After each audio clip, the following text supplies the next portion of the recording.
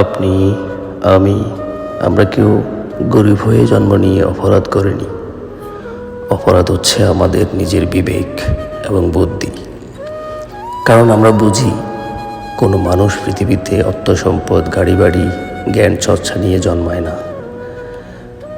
মানুষের বুঝ যখন তার বিবেকের ভিতরে নাড়া দেয়, ঠিক তখনই সে নিজেকে প্রতিষ্ঠিত করার জন্য চারপাশ ভেবে চিনতে একটা দিক নির্দেশনা করে। হয়তো সেখানে সে সাকসেস, আর নয়তো বা দুর্ভাগ্য।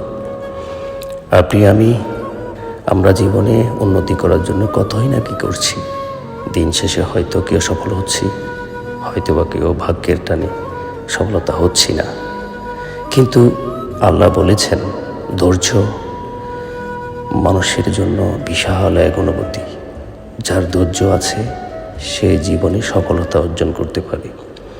আর এটা বিশ্বাস করে সামনে এগিয়ে যেতে হবে।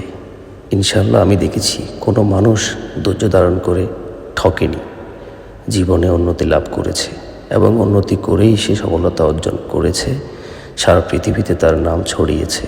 এটাই জীবনের বাস্তবতা, সত্যি কিন্তু।